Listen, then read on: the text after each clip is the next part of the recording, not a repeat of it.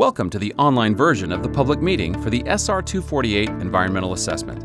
The purpose of this public meeting is to present the findings from the SR 248 Environmental Assessment and to gather public input about the preferred alternative. The Utah Department of Transportation, in cooperation with Park City, has conducted an environmental assessment, or EA, on SR 248 in Park City. An EA is part of the National Environmental Policy Act, or NEPA, process requiring agencies to assess the environmental effects of proposed actions prior to making decisions. The project team has followed the NEPA process and is preparing the draft EA. This meeting is an opportunity for the public to review the draft EA and provide comments to the project team for consideration and preparation for the final EA and decision in fall 2019. For more than a year, UDOT and Park City have been evaluating the long-term transportation needs of SR 248 between US 40 to the east and SR 224 to the west. The study area also includes a section of SR 224 just north and south of the SR 248 intersection. The EA looks at natural and built environments within this study area and considers the potential impacts of the proposed improvements. In November 2017, a public scoping meeting was conducted. Public comments from that scoping meeting and the subsequent 45-day comment period helped define the project objectives and the transportation problems associated with the SR 248 corridor, as well as the purpose and need. The needs as identified by the public comment and study analysis have been used to define the purpose of this EA, which is 1. Alleviate and manage current and future congestion on SR 248. 2. Manage current and future access onto SR 248. And 3. Alleviate and manage future congestion at the SR 224 intersection. With the purpose and need of the EA defined, the project team has identified and evaluated several options for this corridor. Each option is individually screened against the purpose and need criteria to determine whether or not it will move forward in the alternatives evaluation process. During the alternatives evaluation, each option is analyzed more closely to determine if the option meets the purpose and need, then identify how it performs in comparison to other alternatives.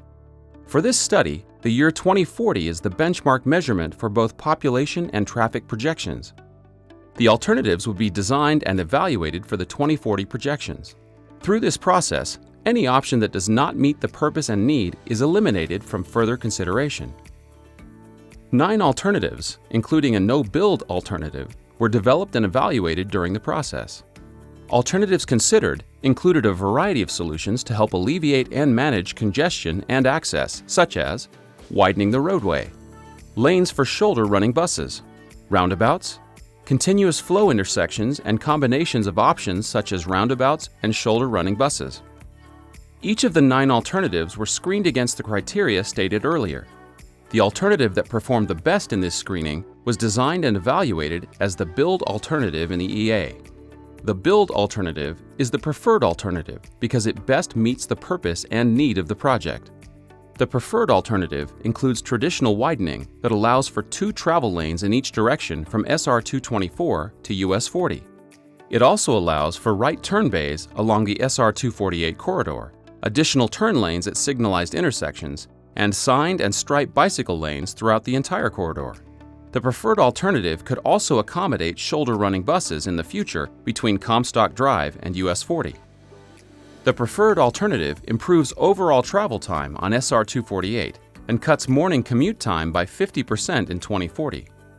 It also has the fewest number of signalized intersections that could potentially fail by 2040 and improves traffic throughput on SR 224 during peak congestion.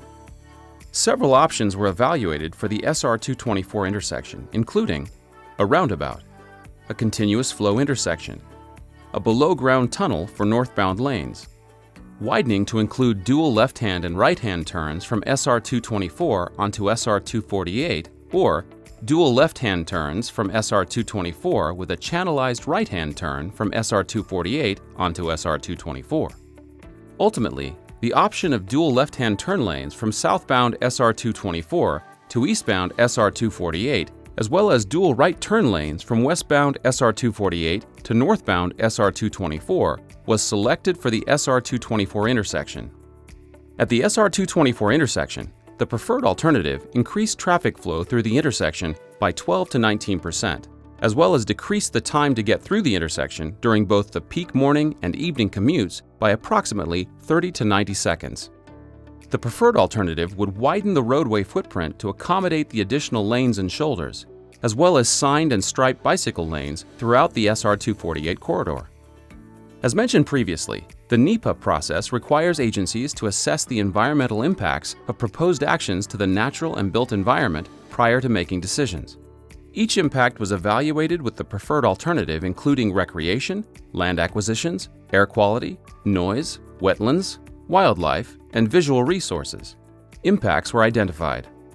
The preferred alternative would result in impacts such as visual resources, land acquisitions, including the golf course and properties, noise impacts, and small amount of wetland impacts.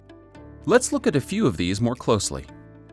The preferred alternative would expand the roadway into Park City Hill by approximately 30 feet with a 1-to-1 cut line, allowing for a more gradual slope of the hill.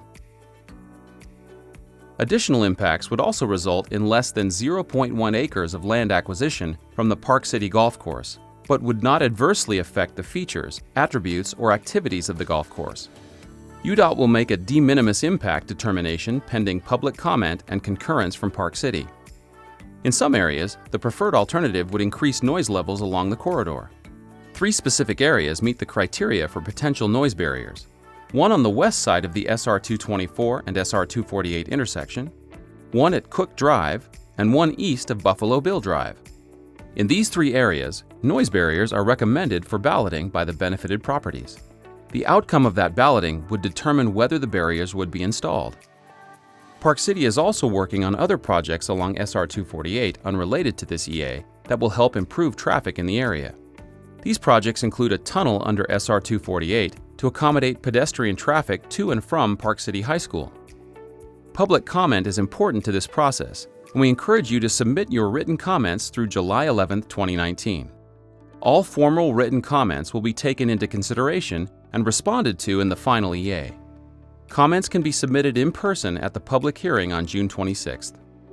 Comments may be submitted via online form at udot.utah.gov/SR248improved, by email to sr248improved@utah.gov, or by mail to the SR248 team at 3995 South, 700 East, Suite 450, Salt Lake City, Utah 84107. All written comments must be emailed or postmarked by midnight, July 11, 2019, to be included in the official transcript of the public hearing. If you have any additional questions about the EA, please contact us at sr248improved@utah.gov.